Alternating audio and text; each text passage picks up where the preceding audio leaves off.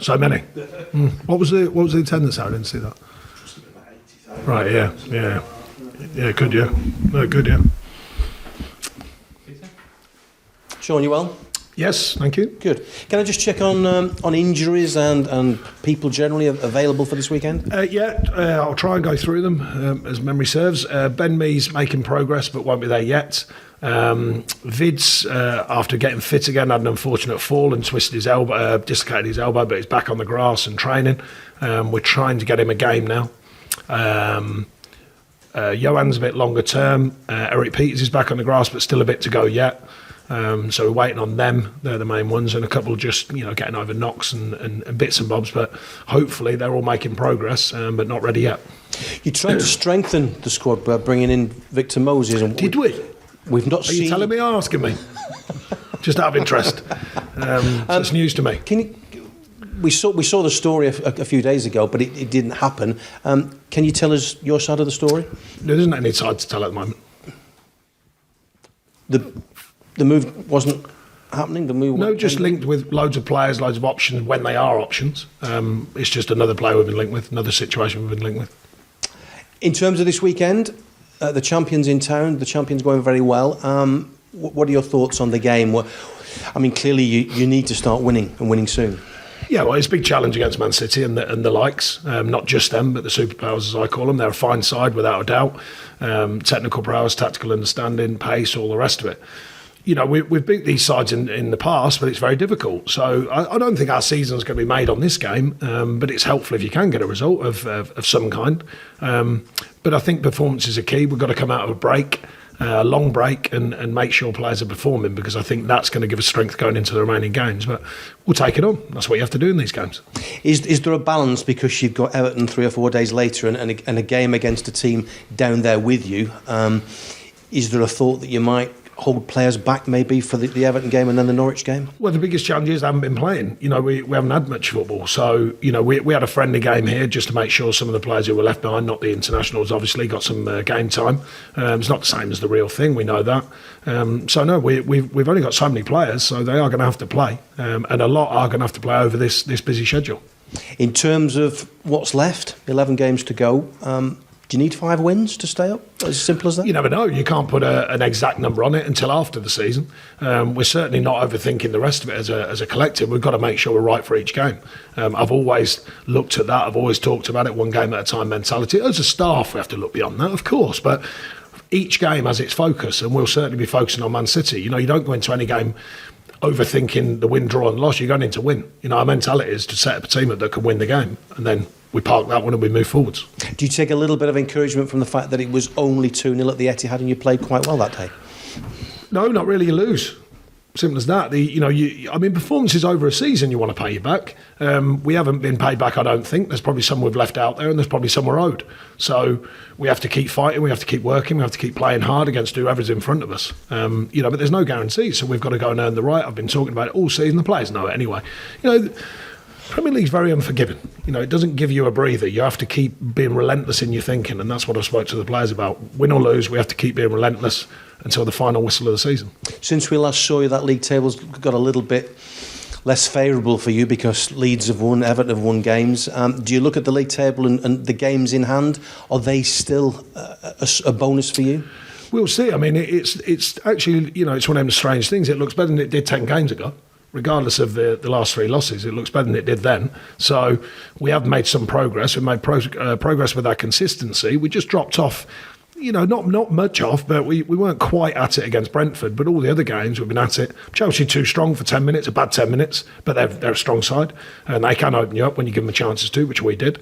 But a lot of them performances were good performances. So we've got to maintain that thinking and go into the next tranche of games with a clear-mindedness. It just seems as if you need to get just a little bit of momentum that you had when you had those wins over Brighton and Spurs back-to-back. That will just give you that little platform, won't it? Yeah, it sounds easy, when you talk like that, it sounds so easy. We'll just go, we'll just walk out there, we'll beat Man City.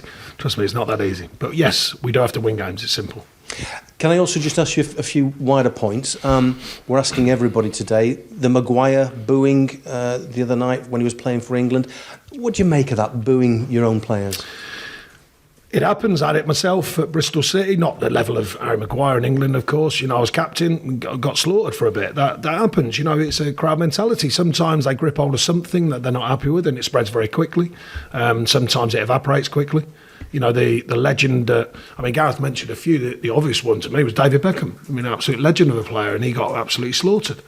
So it happens. I don't think it's ideal. I don't think it's ideal for the team because it kind of gravitates around. For one person, it kind of leaks onto others around them. So I get Gareth's point when he spoke about it, try and say, well, I don't think it's helpful, but it's a reality of the game. It's... For whatever reason, crowds get an opinion on one key thing. Not just players, by the way, managers, of course, get plenty of it at times, and they just go for that situation. And it seemed like he's become that player. Not easy for the player, top player as well. Not easy for him, but it just goes to show you, how quickly it turns. Because it wasn't so long ago he's been lauded as a legendary player for England, bringing the ball out from the defence into attack and the like. But that's football for you. It changes very quickly and opinions change very quickly. His job is to find his consistency, which I'm sure he'll do because he's a top player in my opinion. And Gareth said he's fair say in what he thinks is appropriate about the team and trying to look after his players. And does he just have to be thick-skinned when it comes to comments from the fans? Well, it's part of the world that we live in generally, but it's certainly part of the football world. It's not ideal. No player wants it. And players do feel it, when everyone says, we've all said it, we don't care about it. Of course you do. Of course you do. You're only human. So it does affect people. And it affects their lives, don't forget. I went through it and nowhere near that level. I've been through it as a manager.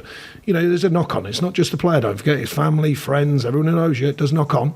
But that's part of being a footballer and part of being in football, actually. Managers, players, coaches, not so much coaches. You can hide a little bit. I used to hide behind Malky back in the day, but won't he hides behind me, that's for sure.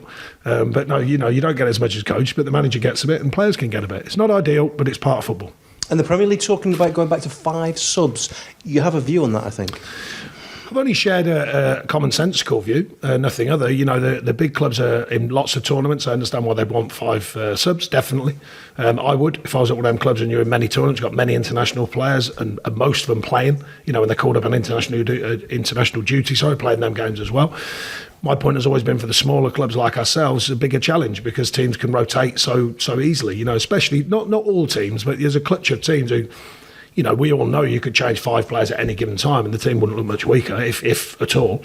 So it just gives them a little bit more leeway. But I do understand it. I've said all along, it often gets misrepresented, but I've said all along, if I was at a big club with 25, 26, or 25, squad of 25, but often 20 odd of them would be international players, then I'd want the chance to use as many as I can, and I'd want the chance to rotate, and I'd want the chance to keep them all happy. So it gives you a bit more leeway in allowing more game time for players, because eventually players want to play. So it does allow them a little bit more leeway over that. That's all. It's only been my commonsensical view. And can I just ask you, are you a big golf fan? Masters Club? I have been. Unfortunately, I had 2 years with a back injury and I couldn't have it done because of COVID. So I literally picked up the clubs again about 10 days ago and went at the driving range at Clitheroe Golf Club. Thank you very much, Clitheroe Golf Club, for letting me use your driving range. Just getting back into it now. But the Masters, will you keep an eye on that? Probably Woney and Sony. They're big golfers, very good golfers, both of them too. All right, work in progress. My golf is work in progress. But yes, I'll keep my eye on it. Yeah. Thank you very much. Thank you. Cheers, Peter. Hi, Sean. Good to see you in person. It's been a while. Yes. If we could just look back to the start of the week, obviously Nick Pope, Wayne Hennessy, Peacock Farrell all started for their respective home nation clubs.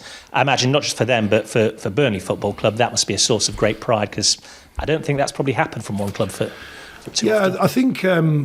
I think I'm right in saying I think Tom Heaton came out of the system here or the situation and got an England cap, and then Pope has followed on with that, which is fantastic. Why not? I mean, whatever level, whatever club, that's an amazing feat. I think 100 caps, I think that's fantastic. We gave him a little ripple this morning in training. He got a nice cake. But fantastic for him. And Bailey Peacock, doing great. Look, it's nice to see when players. I mean, we've got a few internationals, as you know, and it's nice to see them getting recognised. And I think Pope in particular. I mean, I think a lot. I'm bound to say it, but I was surprised he wasn't in a couple of squads. But see him not only in the squad and play is fantastic for him, and fantastic for the club as well. Looking at the job at hand, then the running. What's it been like around here over the last 2 weeks? Disappointment, obviously, with the last result. Has it been a chance to regroup and reassess, or is it a case of, albeit Man City this weekend, everybody's chomping at the bit to get on the pitch and do something? We don't suffer disappointment for too long. What's the point? It's done. So therefore we have to move forwards, and we've always believed in that. I think there's a consistent way we work here as a staff and the playing group. There's a good feel about the camp, usually, virtually always. We have our down moments, but generally there's a good feel about it. And I think we've insisted upon that. It's an important part of the culture of what we've achieved or using the culture to achieve things and the way we go about it. So I think there's been a balance to how we work here. The players don't always need reminding. They know what's at stake. They know what's in front of them. But it's fair to say we want the camp to be a good feeling around the camp and a good energy to it. So that's what we insist upon, and that's what we try and create. Yeah, and you talk a lot about the players and their mentality, but what's yours? Do you relish a challenge like this? I think you have to as a manager. Whatever challenge it is. The top manager are trying to win things, and that's the pressure they're under. For me, it's slightly different, trying to keep a team in the Premier League. I mean, there's different challenges for every manager. You have to relish it. You wouldn't be a manager if you didn't relish it. You can't. It's not always going to be glory. There's going to be some tough times, particularly when you're in the Premier League and you're us. There's got to be a reality to it. It is tough. Every season's tough. So I think it's part of the job. I think you have to relish the reality of football, and it can't all be glory. You've got to make sure that you're digging in on the days when it's not such good news. And naturally enough, there's a lot of focus on the upcoming games against Everton, Watford, Norwich. But the position that you find yourselves in the table, even when it's Manchester City, it can't just be a free hit. You're going to have to pick up points elsewhere as well, aren't you? Yeah, well, you've got to try and pick up points from everywhere. I mean, went to Liverpool, no one fancied us there, beat them. Big task. We beat Arsenal when no one fancied us ever winning down there because we couldn't quite get them over the line. And, Man City is a tough task, don't get me wrong. I always think they're a top side and they are very difficult to play against. But we have beat them in the past. They had a quiet day, we had a good day. Sometimes you need that to happen. I mentioned that many times. It is achievable. It's just tougher than the rest, because that's just the league eventually, doesn't lie. Their stats prove what they're about. But like I said, our mentality has to be firm. We have to go into the game believing in what we do and take on the next challenge and then get ready for the one after that. And you've spoken about the fine margins in the Premier League. As mentioned already, 12 draws this season. How far away do you think you are from just even several of those games being wins rather than wins? That's been the most frustrating thing. We've found a way over these seasons to get on the right side of them. We haven't taken as many chances as we normally do. We know that statistically. We're letting a couple of soft goals, not always. Defensively, we're not a million miles away from what we expect. And then attack, just taking the chances. We've created enough, even in the recent games. Enough particularly against Brentford, good chances in the game. Didn't take them. Even against Chelsea, we should have went in at half time. I mean, you never know with that outcome because they're a top side, but we should have went into half time. In front, and we didn't. So. That's been the frustrating part of the season, and I don't think a lot of our performances have been far away, from what we need to win, but we haven't got it over the line. So now, got 11 chances to make sure we do get it over the line.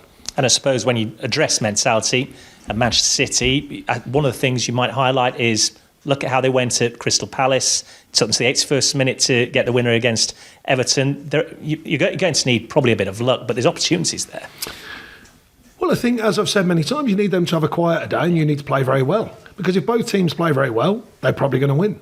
Just by their firepower, their technical ability, tactical understanding, many changes from the bench. So you need to play very well. You need to defend well, usually. And you need to take your chances when they come your way. And you often, not always, you often need them to have a quiet day. Sometimes we've just literally earned the right on the day. I thought the Liverpool game stands out because I think we were good that day. And I don't think they were particularly off. We were just good. But usually you've got to play well and hope they have a little drop-off or things go your way. A couple of decisions, a couple of big moments. You need them to go your way.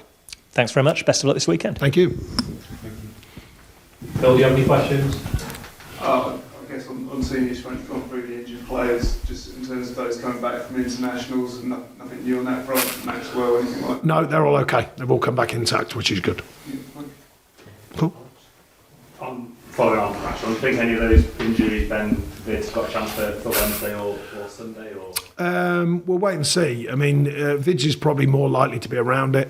Ben's, I doubt it with Ben, doubt with Eric, and definitely not Johan.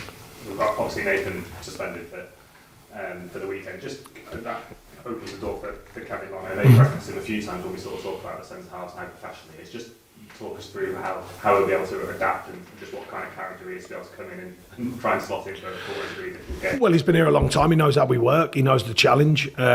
He's been into big games before, so that's part and parcel of it. Played international football as well, so he's forever kind of around the group and forever being on the verge of things. And this season, if you remember, Nathan played because Longy had been out for quite a long time, and it was just a common sense thing where Nathan done a full pre-season, been totally fit, and if it wasn't that, it's fair to say that Longy would have probably started earlier on in the season, you understand, and then Nathan's done very well since. So therefore, he's earned the right, and that's sometimes the way football is. Sometimes you need a bit of luck as an individual, injuries and fitness and the right times. But Longy's a very good professional. He looks after himself. How is he sort of as a character? Because it must be difficult to not sort of know maybe 9 times out of 10 you're not going to be in the starting 11 and sort of to keep yourself right for ready. Yeah, I've always had great admiration for all of our players who are not starting necessarily all the time. But Kevin knows the respect I've got for him and from the staff and from his fellow players because he's had limited time playing, but he always looks after himself and he's always ready to go.